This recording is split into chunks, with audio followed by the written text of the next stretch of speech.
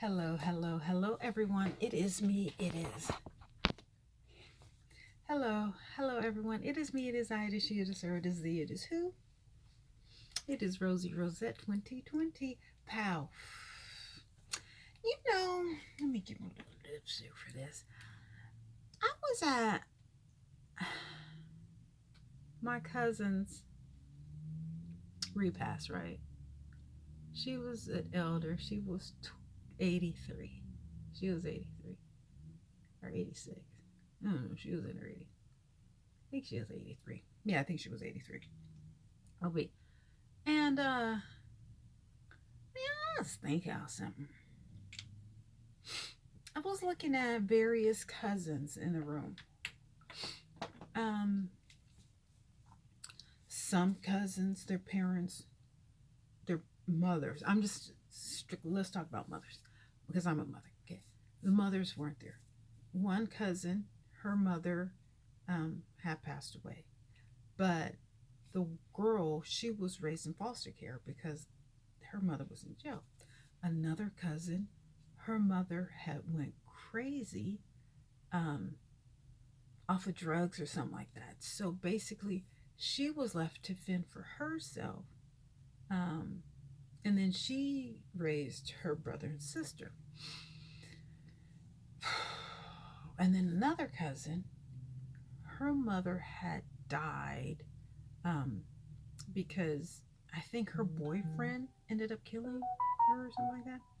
My mother, she had me at a very young age, very young age. Um, my first cousin who wasn't there, her mother, which is my aunt ended up getting on the red pills, and being a vegetable or crackhead, which she was one of the original crackhead or whatever, addictive people.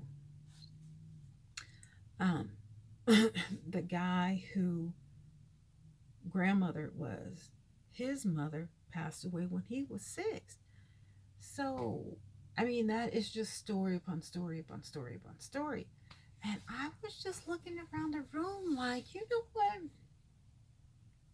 A lot of us haven't been raised by our mothers properly, improperly. They weren't there. They had addictive issues. They had men that, whatever took them. They were on drugs, whatever. And then there was another set of women who they kind of ran together, and all of their kids are in drugs. Like, got hooked on drugs or whatever. And I'm just thinking, there is a big difference in, no, it's not a big difference. And I have to kind of tell my cousin this, my elder cousin, because, she lives in St. Louis. Oh, there's another cousin who was there, and his mom, I don't know if it's drugs or whatever, but she was like the coolest in the family. She wasn't like, judgy or whatever. She was cool. She's still alive. She was cool. I'm not exactly sure what her sickness was or whatever, but she was like the coolest. She was like, I don't deal with them. Or she was, you could talk to her or whatever. Um, he's on, so he's not doing. So anyway, I was trying to tell my cousin in St. Louis. I said, we're kind of basically all out here on our own. And this is like one of the most expensive areas to live in America, damn near the world. We weren't cuddled by our parents like I was talking to my cousin like she was. We're doing all this on our own. Yeah, a lot of us don't have homes order because we're out here surviving. We didn't have mothers to spoon feed us or to teach us this because they weren't there, whether mentally or physically. The ones that were there, then, a lot of them One cousin was in foster care. Another cousin, I guess, was raised by whomever. It was hard. It was something about that generation that they just their parenting skills were null and void. We were all raised by grandparents or foster care, or had to fend for raised ourselves. Basically, that's sad. That's really sad. And then another cousin who wasn't there, um, her kids are in foster care, and the sister won't tell me where the kids are, who's a social worker, whatever. She just won't give me a number. She was raised in foster care, so you would think that she would go out of her way to raise her nieces and nephews, or to give me the number so that I can help out or advocate or something. But she won't do that. She won't do that.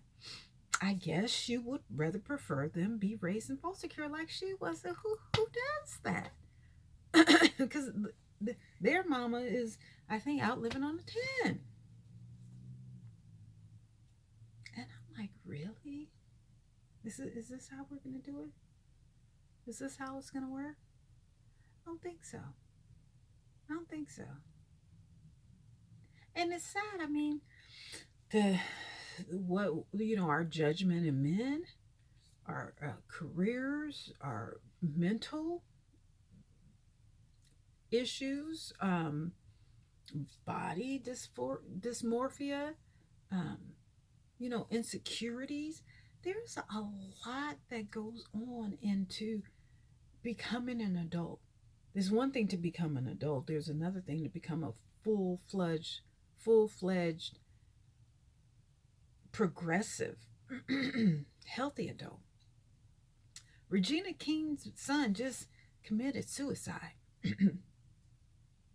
I'm not exactly sure how or why. I think I saw something said that he cared too much.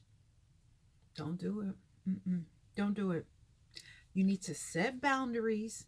You remain in your safe place and set that wall as high as you can to keep your peace. To keep your peace. See, I don't get all them phone calls. You don't need to know how I'm doing. You don't need to be in my business. You don't need to tell me nobody's business, because I won't know. I want to if you need help or whatever, you can call me. I don't need 5 other people telling me your business. You got my number. Everybody got my number. I have the same number for the past 22 years. Same number. And if you need to call me, you can call me.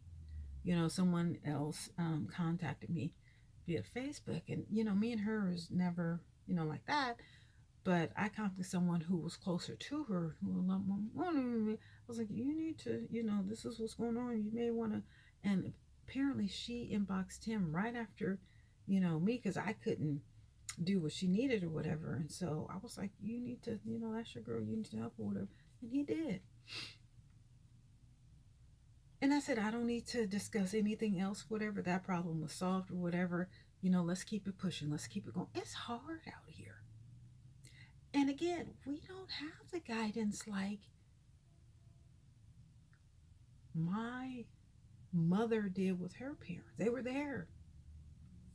My mother had a mother and father or whatever. Now, how that, whatever, but they were still there.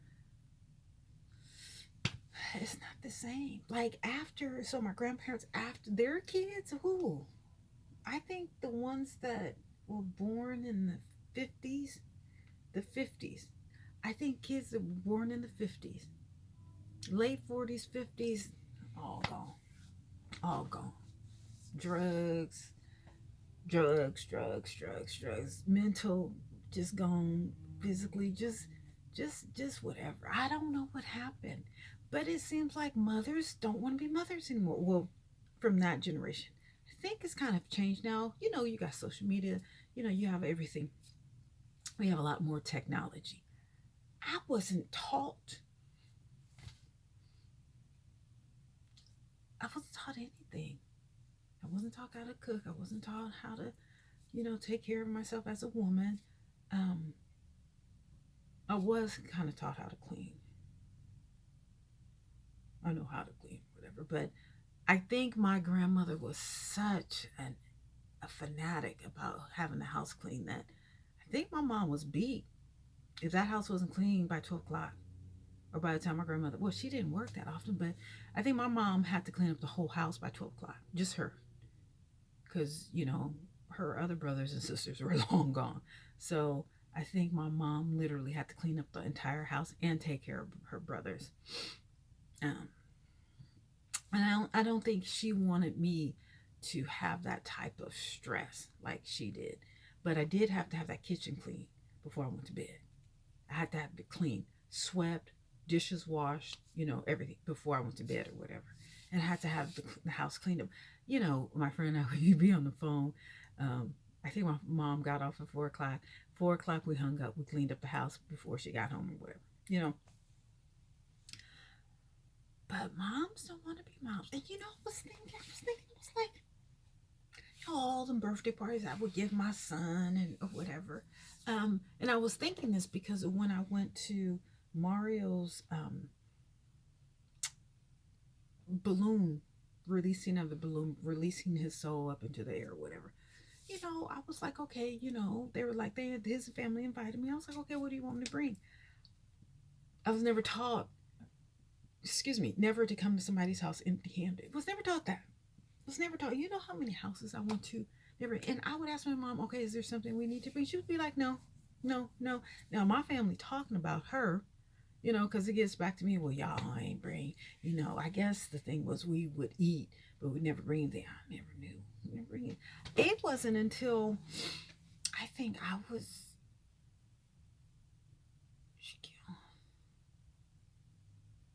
late 20s, 30s that I was taught, I mean, through my prayer group, that, they would give things or whatever.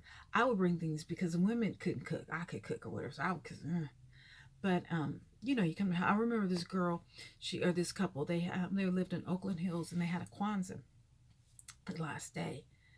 And I think I brought something or wasn't something or whatever. But that's when it kind of clicked to me. You gotta bring something or whatever. And like my family was trying to say, oh, we would always come to the social events and bring food home or sneak food home, but we'd never bring anything. And then my uncle was like, no, that was a lie because my grandfather used to cook a whole pot of greens, and that was true. That was absolutely true. So you know how people are. They just messy. That's why I don't really deal with family with it. So, but it was just a lot of things. Oh, okay. So going back to Mario's thing, I was like, okay, what do you want me to bring? Well, what are you guys gonna have? I like to cook or whatever. But I was thinking about all of those, so I made spaghetti, I made chicken, I put my foot in the spaghetti, I had sausages, um, turkey meat or whatever. I put my foot in it, cut up some onions, bell peppers, whatever. It wasn't just no, some some noodles with the spaghetti sauce or whatever. Here you go, whatever. My mom never taught me how to make spaghetti, but that's the whole thing. I learned how to make spaghetti from my best friend, my ex-best friend, Monique. Her mom, Tara, was a spaghetti queen. Okay, that's how I learned how to make spaghetti. Now, that's how I make my spaghetti. Same way Tara Wilson makes her spaghetti. Um, but okay, so I got invited somewhere. I said, "What do you need me to bring?" You have people. And so I was like, okay, well, I'll bring, do you guys have the cake? I asked them, do you have a Costco card? Can you go get a Costco? And she was like, no, I got it or whatever. And I was like, no, I'll do this. She's like, no, no, no, because I'm inviting you. I can't invite you and then trip on this. I can't invite you and then ask you to bring something. You don't do that. Maybe that's the culture. Maybe that's the culture because, these heifers, I remember when I was in Vegas, this heifer, she invited me to Thanksgiving dinner. She wanted me to come over and clean her house and to cook some stuff and to bring food. I said, ooh, ooh, ooh. So for the thing, I made spaghetti, cooked some chicken, brought plates that didn't need any, brought sodas, they didn't drink any, brought foil. I was like, okay, what do you, what? I didn't come empty handed. I just didn't come empty-handed, but I wasn't taught this. I had to learn this when I had my child. My mom didn't stay with me for, she should have stayed with me for at least 2 or 3 weeks. I didn't know nothing about no baby. I had to tell her, when you come over, I need help. Well, you need help with what? So I had my son at 24. That means she had 24 years to get it together. 24 years. Mama, I just had a baby. My mom says, what do you need help with? I said, I don't need you to sit around and look you. I need help with this child. I had to beg her and my father. They're not together. I need help because I have been, when he came out, I have been cut from the rooter to the tutor. My roommate, she was sick, so she didn't want to, she couldn't be around. I said, I need help. That first night when he was there was the worst night of my, because I'm cut. He cried. It's just a baby. No one was there to help me. Who does that? Who does that? Nobody. So that mother of that generation, they just didn't do it. Let me tell you, my son had a child. Listen, ain't no way in hell I will leave him, the baby mama, the child. Now, I don't care about the baby mama, him. I would never leave that child unattended. Never. But these parents from that generation, and then so the repass. I can cook. I know my cousin Butch can cook. I don't know who else can cook. I don't know if they can. But they have my cousin who is really not a cook, I guess in charge of the food, girl. And I just told everybody, I said, look, the next repasses, let me be in charge of the repass. And my cousin's like, oh, we not going to complain. No, we do need to complain. For one thing, my cousin, she's 70 years old, or 70, 75. She don't need to be running around or whatever. She needs to sit down and, enjoy the thing. You got me, you got all the cousins under me. You got, I got a lot of boy cousins on that side. You got their girlfriends, their wives, or whatever. Why is this 75-year-old running around with her head covered off? That it just doesn't make any sense. Like, we should have all brought, because I saw the little thing of spaghetti that they had or whatever, and then the green beans were, I make that every day. I do that with my eyes closed. I do this for homeless people all the time. I think I make the best macaroni. I cook. I cook. I don't warm up TV dinners or chicken pot pies or, whatever people do that they can't. I don't know. I don't buy food. You know what I'm saying? I don't buy already made food. I cook. Maybe that's why my health is so good, because I cook. I don't eat a lot of processed foods. But anyway, I mean, I could have that spread done in 4 hours.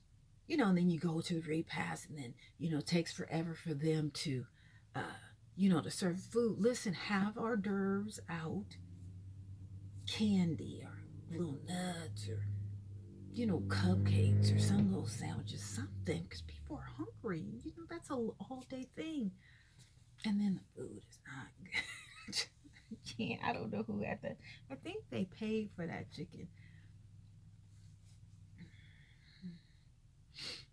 It just doesn't work. This is the third repass, and the food is just horrible. Horrible. How can you screw up spaghetti? How can you screw up chicken? That's just basically what happened. Chicken spaghetti. You know what I'm saying? Like, my son can make, what is it? Potato salad better than anybody. Anybody I know. And it's good. You're just like, ooh. You know what I'm saying? Greens, I like. Only thing I can't make is sweet potato pie. That's the only thing I can't make. But anyway, the etiquette part and some of these, a whole bunch of stuff that I'm 52 and I'm literally just tuning into.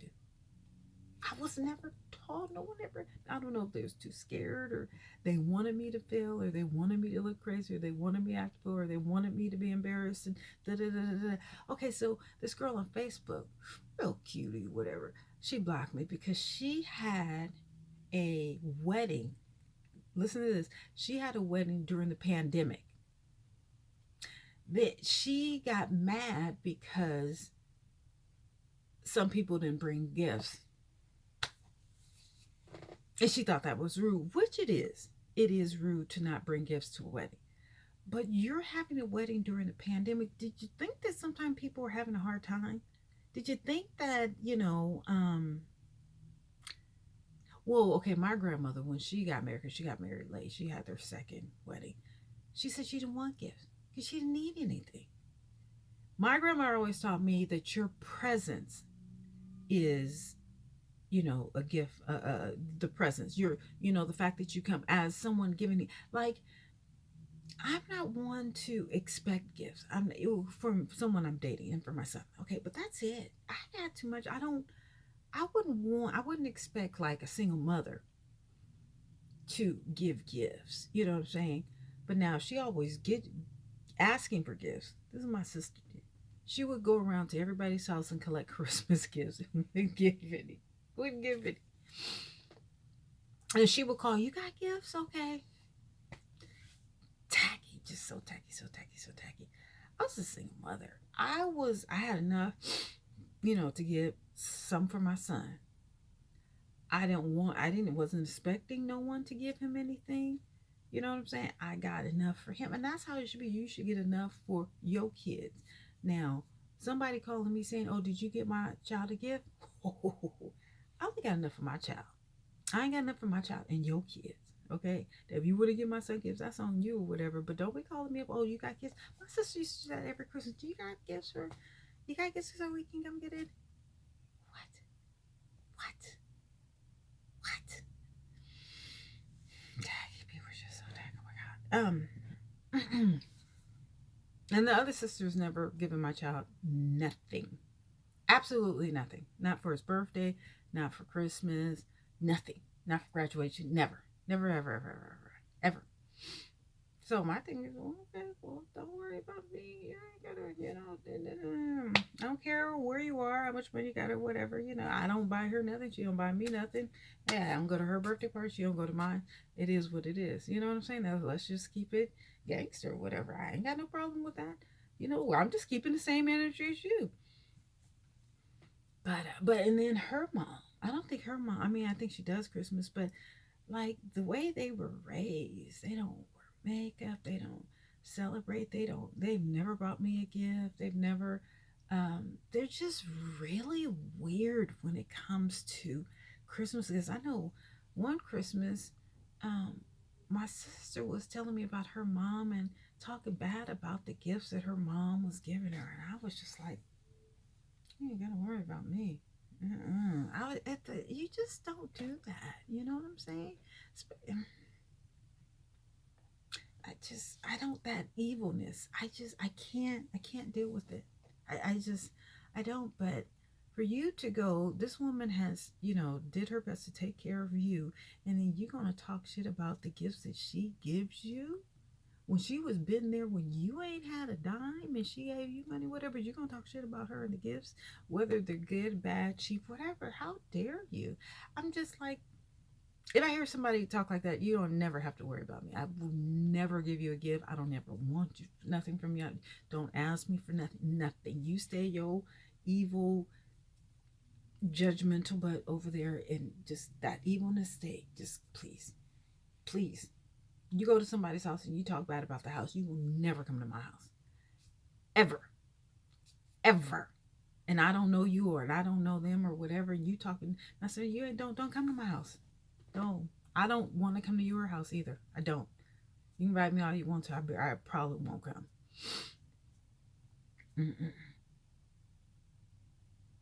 Yeah, these mothers. I just don't know what happened. Who dropped the ball? Because the mothers that were born in the 50s, they kind of something. Not all of them, but just something is just not right. They haven't been there for the kids. And I just don't understand. Women born in the 50s. I guess it was the drugs. I don't know if it was a sexual revolution. I don't know what it was. I don't know Jim Crow laws. I don't get it. But the crack era, just, oh, it's a layer of us that are just making it, just making it. Baby mamas, baby daddies, married, unmarried, drugs, multiple pregnancies, multiple abortions, um, crazy, uneducated, unemployed, poor, insecure and crazy. I tell you, one of my cousins, she left her child homeless and went back and lived with the man. Just I can't. I can't. And then she wanted to. She tried to blame me or whatever. She was mad at me. What you mad at me for? My son is at home. My son is at home. I ain't never left my son homeless. That would never happen ever. Underage. Now when he's adult, that's on you. I still wouldn't do it. But you can't down me, and your son is 1,200 miles away, living on the streets or living couch to couch in 15. You did. Nah, he not crazy. He not wasn't on drugs or nothing like that. But still, he had some issues, whatever. But you left him homeless to please one man here and another man there. Girl, bye, bye. And then she's like, "Oh, I was yelling at you." No, I wasn't yelling at you. Because if I was yelling at you, I would have kicked your ass out of the car. If I was that mad or whatever. Mm-mm. And then she talking about someone else. Girl, you need to be focused. She never called people or whatever while I was there. Girl, I was just like, whatever. Whatever. But the fact that these mothers haven't done their job or attempted or wanted to or, communicated or anything, it's putting in a damper. It really put a damper and a stress. Like, we have lost some type of soul searching or some statue or not statue, some type of bonding or whatever. And that has affected us. That's really, the lack of motherhood or that knowledge, that warmth, that bonding, that security, whatever. It's just different. It's really different, and it really makes a difference in our socialization with our kids and everything, and our mental impact. And it's a travesty. It really is a travesty for women my age who lack a mother. I guess a lot of them were on crack. I guess I'm not me. Everybody couldn't have been on crack. Everybody. I mean, is everybody still on crack? I mean, I don't know. I'm not into that drug thing or whatever. But I think there's a lot of women who did have their moms and they still are screwed up. But then there's people who did have moms and they're or had moms who were on drugs or whatever, and they're doing quite fine. So you know what? I guess it is what it is. But I was just sitting back looking or thinking about that. I was like, wait, this month, that month, that month. And I'm like, ooh, we're doing the best that we can do. And one of the places that it's almost impossible to get ahead. You can only survive here. You got people making $200-300 million and surviving. $100,000 is poverty line and under poverty line out here. Under. So imagine how many people are making more than 100,000, 500,000, a million. And we don't have anybody we can reach out and touch, or how you have Big Mama's house you can have send your mail to and all that. But we don't have that. And the girl just contacted me on Facebook. She was like, her mama don't have it. Think about it. Well, what kind of mama? I guess the mama's in 70s or whatever, who don't have enough money to help a child for medicine. Or who doesn't want to help the child for medicine. Just look at the demographics of our community as Black folks. Growing up in San Francisco, I didn't grow up in a project. Everybody in Lakeview had their home or whatever. I was in an apartment, whatever, but I didn't know I didn't know people in the project. People in projects doing better than me. I guess because they, grew up in an environment, they were like they will do whatever it takes not to be anywhere around anything like that again. And I guess that mentality, if you've been around people, you've seen so much violence, whatever, you don't want to have anything to do with it. You want to live as far as possible away. But still, what about our mental? Well, not having, it's one thing not to have a father in the house, which many of us didn't. All those people that I named, many of us didn't have the father, but didn't have the mother mentally, physically, financially, whatever. You know what I'm saying? So, not to have neither one, we're all surviving. We're all surviving. Off of what? We raised ourselves. Or we extrapolated, little by little from what we saw, what we read. Now we got YouTube, thank God. It's too late for me. My son is grown. It's just sad, And I was just looking at, okay, I'm not comparing them, but I was looking at, because I'm a dog. I got too much stuff in there right now.